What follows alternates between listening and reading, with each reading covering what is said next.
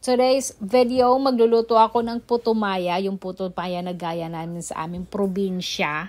2 cups ito ng malagkit. Puro malagkit na bigas yan. Ang gagawin ko diyan ay huhugasan ko siya hanggang sa maging malinaw na yun ang kanyang tubig. Katulad nito, ayan, may tubig pa ng konti, yan ay malinaw na. Kaya hinugasan ko siya siguro ng mga 5 beses lang. Pagkatapos nito ay bubuhusan ko siya ng isang basong or isang cup na gata, yung purong gata. Ang gagawin ko dito ay ibababad ko siya ng overnight. Ilalagay ko lang ito siya sa rep, tapos kinabukasan ko na siya lulutuin. Bago ko siya ilagay sa rep, haluin ko muna siya ng bahagya, tapos takpan ko siya bago ko siya ilagay sa rep. Tapos, kinaumagahan, ganito na yung itsura niya, natuyo na siya. Meron ako ditong mapulang bigas or mapulang malagkit. Lulutuin ko siya dahil matigas na matigas yan. Hindi siya kayang ibabad. Ito ay lulutuin ko na. Hinugasan ko siya ng ilang beses bago ko siya lutuin. Ito ay luto na. Tingnan, nakikita nyo ay malambot na yan. Kukuha ako nito ng mga 4 na kutsara or 3. Ihalo ko siya dito sa binabad ko na gata na malagkit kagabi.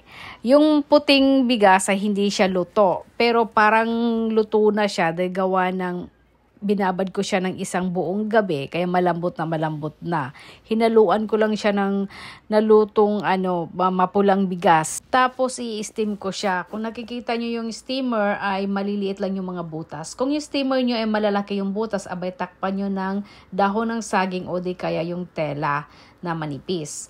Ilagay ko lang siya dito lahat at i-scattered ko yan para naman ay madali siyang maluto. Bago ko pala yan takpan ay maglalagay tayo ng luya dyan sa ibabaw.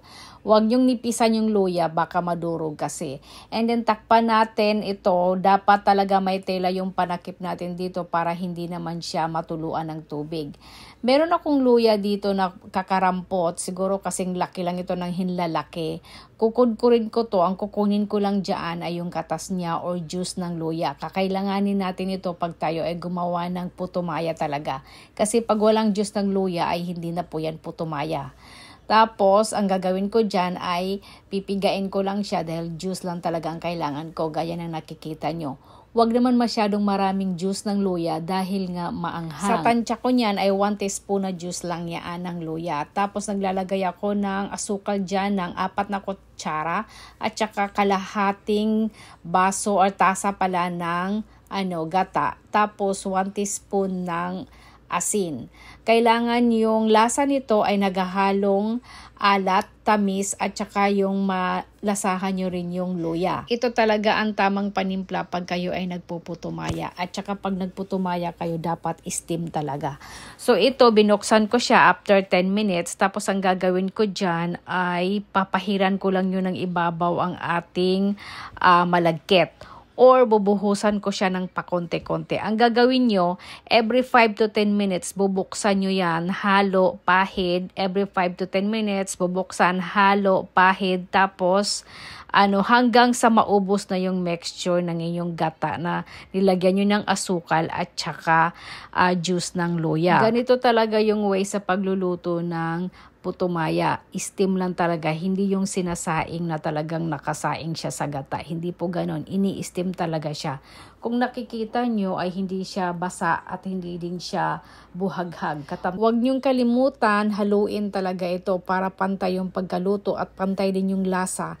Kasi yung mixture na ginamit natin yung may gata, may juice na luya at saka meron ding asukal at saka asin, kailangan po ay mahalo dyan lahat sa ating malagkit. Dahil kung hindi, baka yung iba may lasa, yung iba naman ay wala. Kaya kailangan din talaga siyang haluin every 5 to 10 minutes. I-check nyo, buksan nyo, halo, tapos magpapahid, tapos halo ulit, tapos magpapahid, hanggang sa ganun pa rin ang gagawin nyo paulit-ulit, hanggang sa maubos na yung gata at mixture at saka hanggang sa maluto na ito. Ito ay luto na, kung nakikita nyo, hindi siya ay mamasa-masa. Hindi talaga siya mamamasa kasi naka-steam nga. Palalamigin ko lang ito bago ko ilagay siya sa dahon ng saging. Ito pala yung dahon ng saging dahil wala akong apoy ay ginawa ko dyan ay nilaga ko siya. Nilaga ko lang yan, ganun din kalambot pareho lang na pinadaanan mo sa apoy. Ang gagawin ko dyan ay pupunasan ko kasi basa nga para naman siya ay maging malinis. Tapos ito na, ganito yung pag ginawa sa probinsya namin, ganito yung style. Hindi ko pa nakalimutan dahil paborito ko ito. Tapos, maglalagay lang tayo dyan sa loob ng putumaya, yung luto na. Tapos, ganyan lang gagawin ko lahat. Tapos, yung sa ibabaw niyan, hindi ko nakalimutan, ay bubudburan mo siya ng asukal. Konti lang. Nakadepende sa inyo kung gaano katamis. Kung gusto nyo ng matamis, nasa sa inyo na kung gaano kadami ang asukal ninyong ilalagay.